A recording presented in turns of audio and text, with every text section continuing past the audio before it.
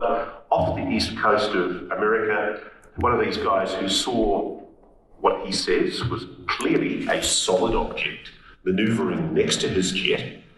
And I said, have you gone to the authorities? Have you reported this? Have you gone to your people and reported? And he said, do you think I should? I wanted to talk to you first before I do. And I said, well, why? I said, of course you should report it.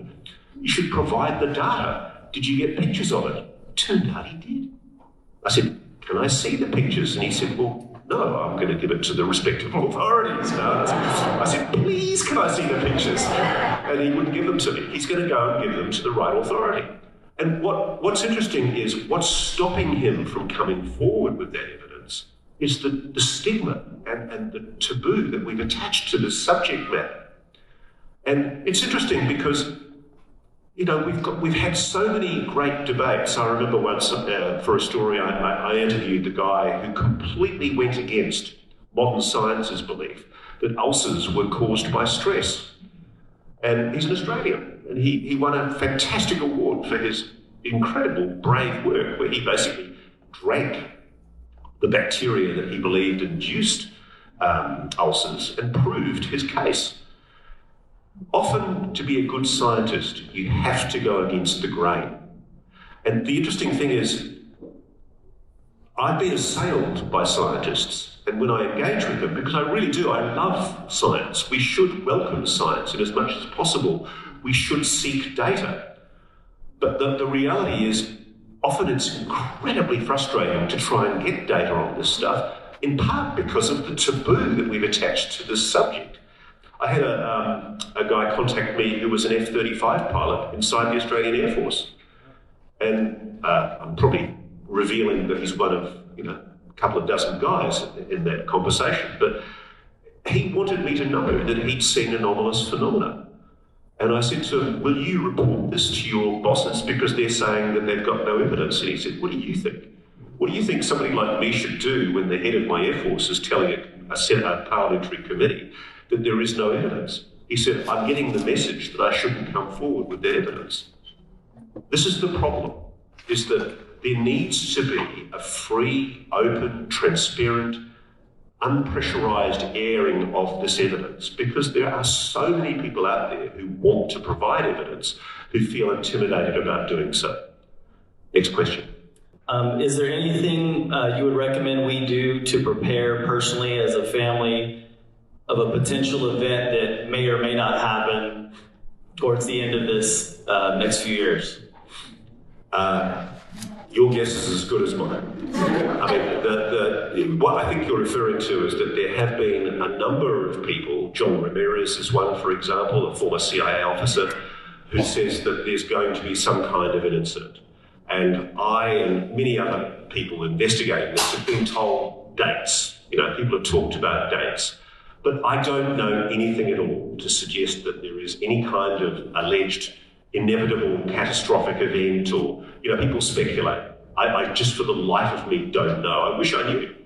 But yes, there are a lot of people who hint darkly that the reason why the US government is pushing this issue is because there is a timetable. And I find it amazing to me that mainstream media in the US to this day is still failing to engage largely with this subject matter. When you have the second or third most powerful person in Congress, Chuck Schumer, the Senate Majority Leader, backing legislation that talks about non-human intelligence and NHI technology. He's on the Gang of Eight, for heaven's sake. He wouldn't be asking these questions and allowing this legislation to be drafted and putting his imprimatur to it unless he consulted with the White House first, and I know for a fact that he did.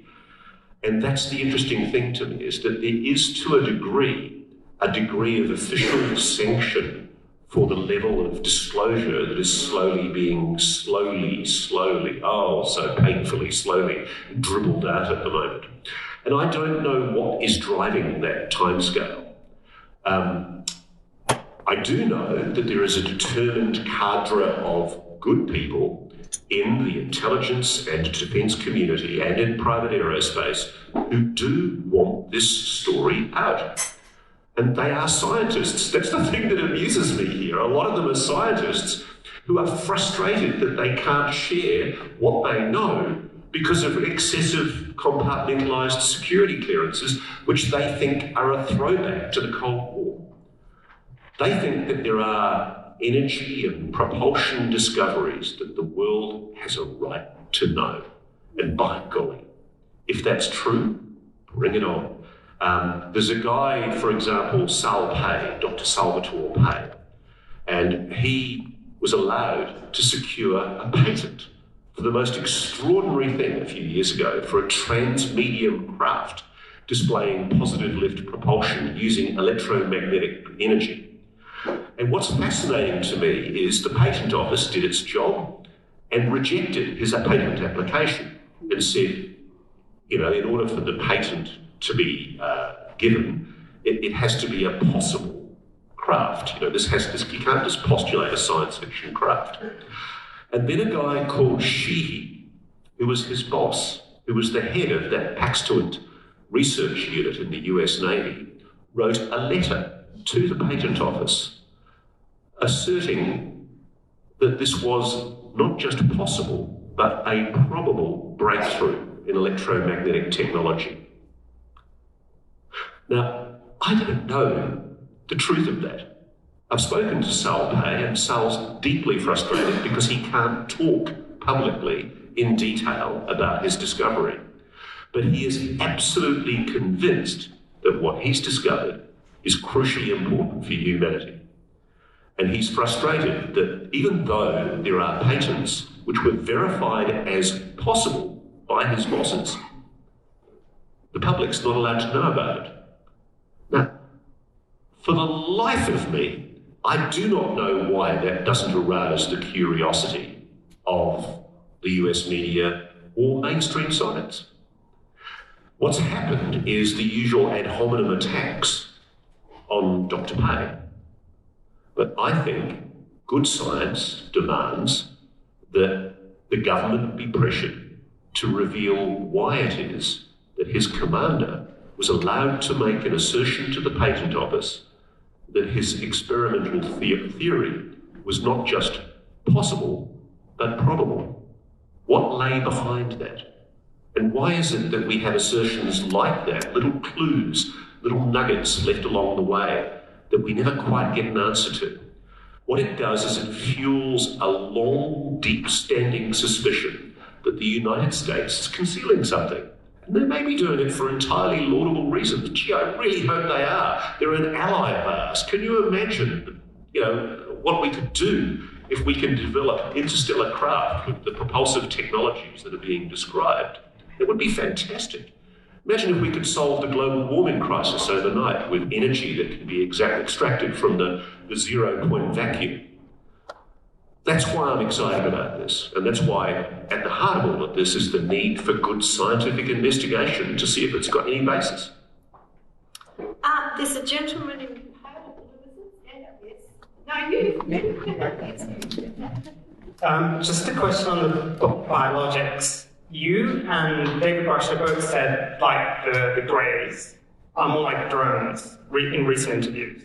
And I'm wondering if you've had any chance to corroborate the biologist leaks on Reddit from a few months ago, where they go into incredible technical detail on the greys. There's like a guy who worked at Fort Detrick in one of the biolabs, apparently.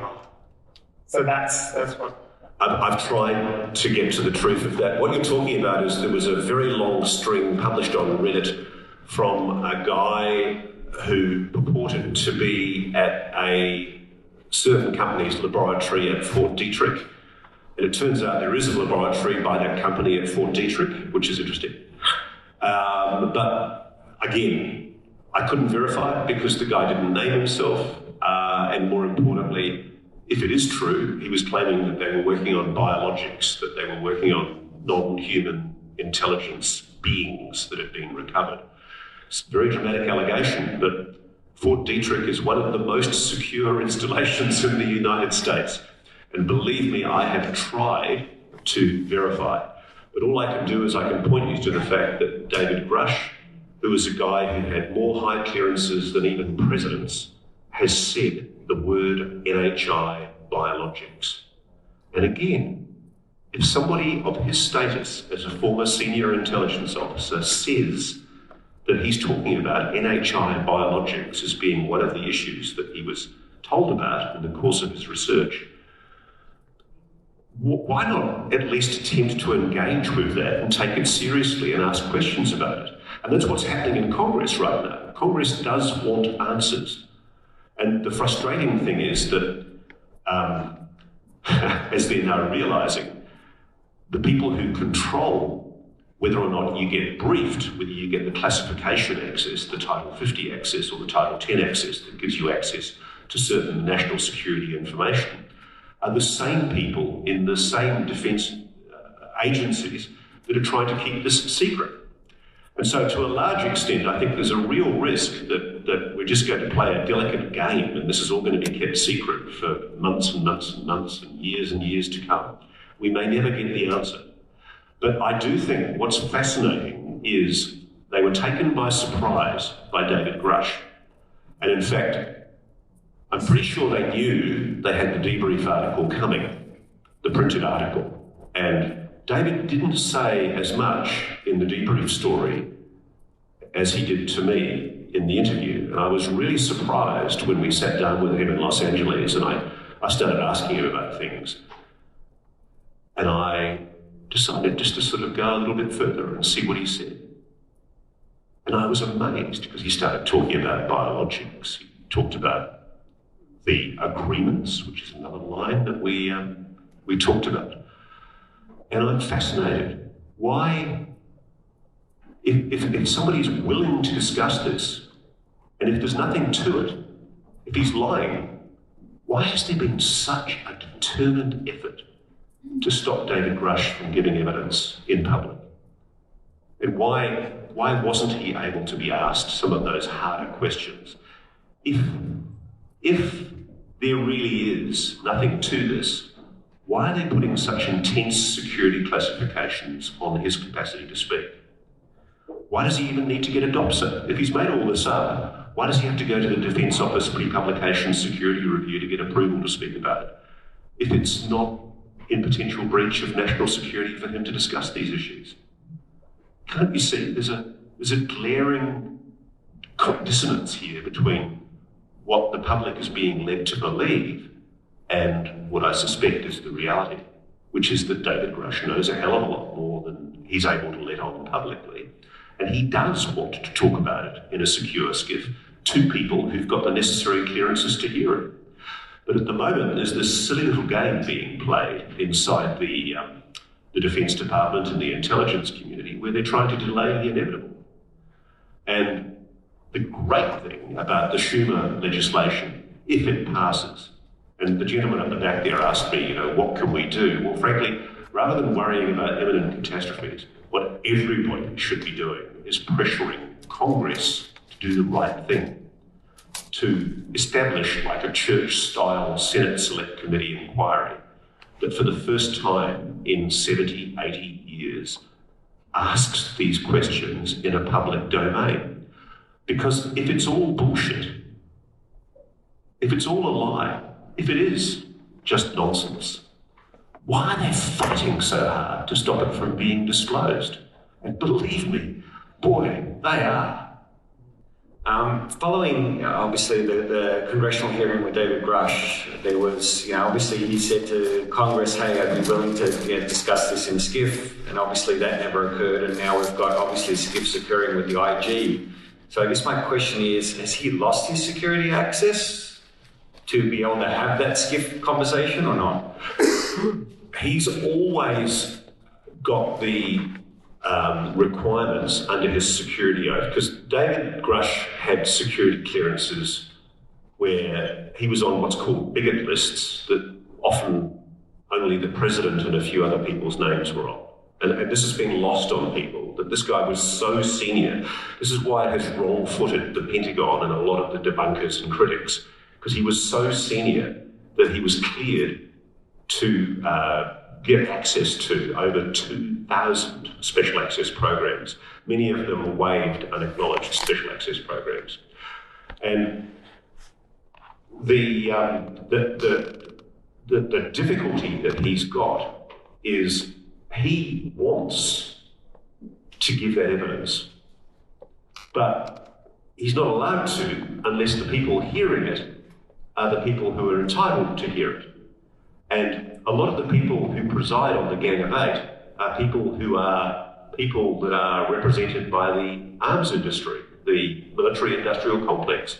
Mike Turner from Ohio is one of the members of the Gang of Eight. He's totally compromised by the hundreds of thousands of dollars that he gets from the defence industry. Now, I'm not doubting for a moment that he's a good representative, he's doing his job. But the simple fact is that what's happening at the moment inside the Congress is the public are under the impression that Congress can ask questions and get answers.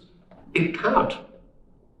And there's this incredible paradox that has evolved in the United States where they've allowed their national security state to become so independent that it's actually, according to Grush, allegedly operating programs that are not within the oversight or control of the various congressional committees that have been established to have that oversight and control.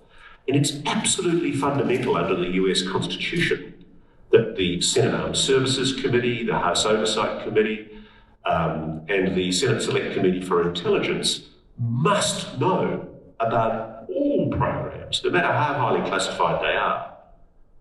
And the incredible thing is, if what David Grush is saying is true, and it's not him saying this, by the way, it's other people saying it as well, the implications are that Congress has lost control of one of the most expensive things in the government, and also technologies that are potentially mind-blowingly important for the whole planet. And I'm sorry, I've lost track of exactly what the question was you were asking me, but what was the... Oh, yeah. So the point is that when he resigned from the Defence Department, you automatically lose your right to get access to further secrets and information. But he still has the security clearance that he had when he was working as a very senior defence intelligence official.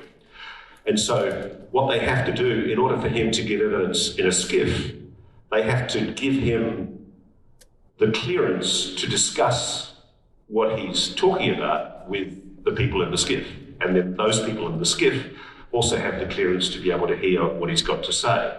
And what came out with the Defence Department Inspector General the other day was that dear old Tim Burchett, the Tennessee congressman, and the other Congress people that went in, they didn't have the clearances to hear what David Grush was allowed to say. It's quite interesting, though. I think his name's Burleson.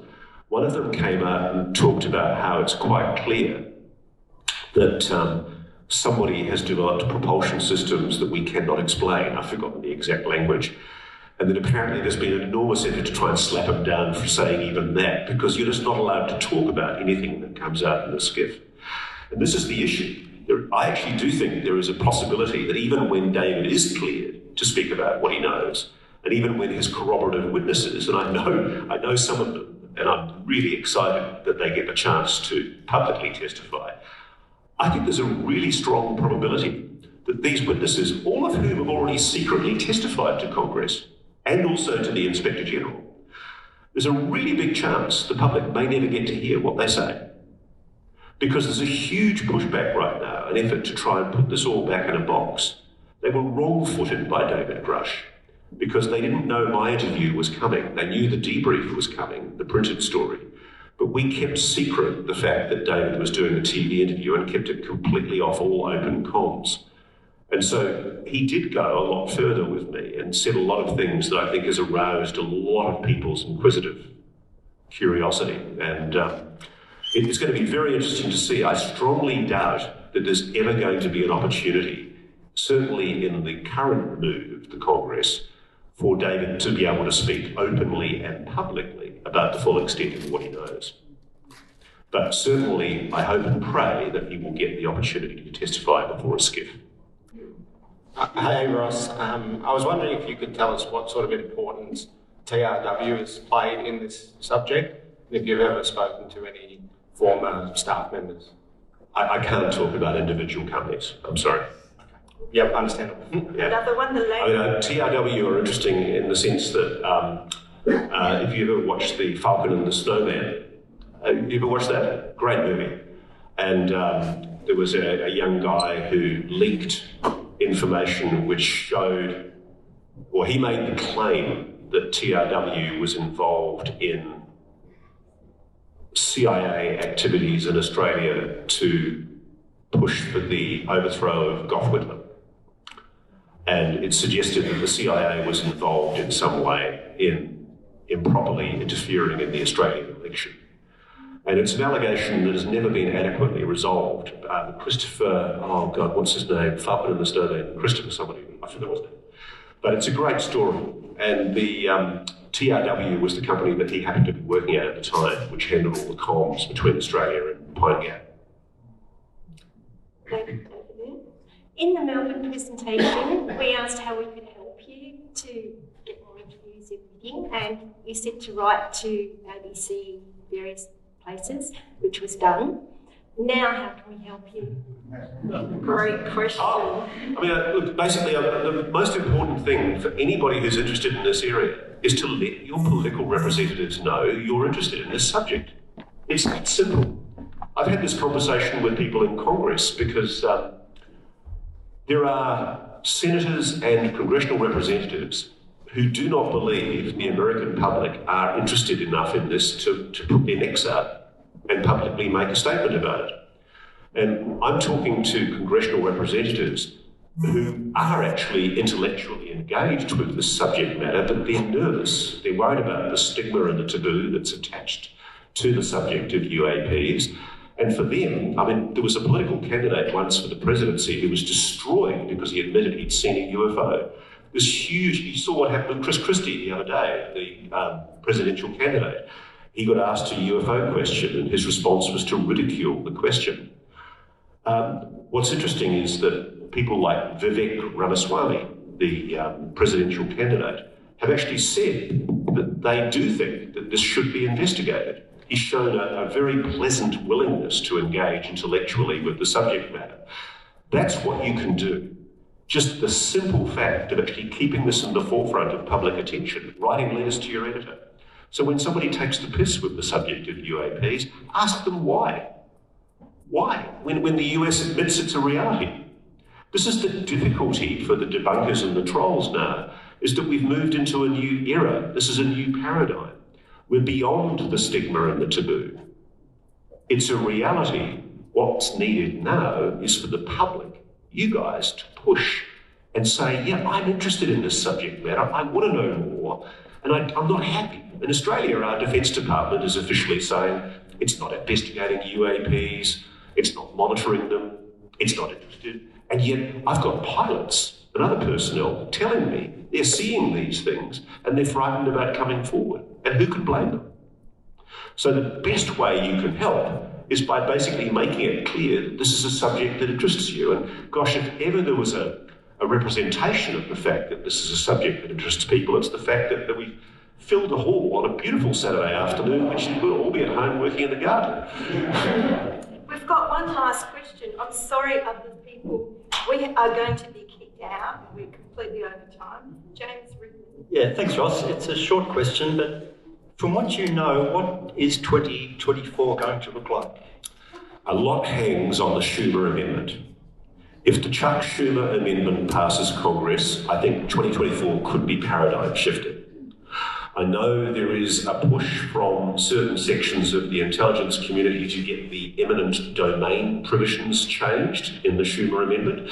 And for those of you who aren't aware, this is an amendment that would essentially allow, and this is the incredible thing about this, the Senate Majority Leader has proposed and supported legislation that would move for the US government to own, to confiscate non-human technology held by, say, for example, hypothetically, Lockheed Martin. And those Lockheed Martin sort of companies are very upset about it. They're really worried. And it's funny, I kind of sympathise with them because the implications of it are actually quite interesting. Why should the US government be able to confiscate technology that frankly, it's denied existing for much of the last 60 or 70 years. And if you're a technology company or an aerospace company that's spent potentially tens of millions, hundreds of millions of dollars on trying to back engineer or reverse engineer this technology, isn't it just socialism to allow the US government to come in and steal this technology? So I do think that the Schumer Amendment, James, is probably going to be amended before it goes to law, but I do think it will go to law. In fact, in the last week or so, I've had very strong indications from people in the Congress that it is going to pass. And if that happens, well, what will happen by January, February is a presidential records review board, modelled on the JFK records review board, will begin a 9-month analysis of, and it's an incredible task, all UFO records held by the US government, and they will essentially work from a presumption of disclosure.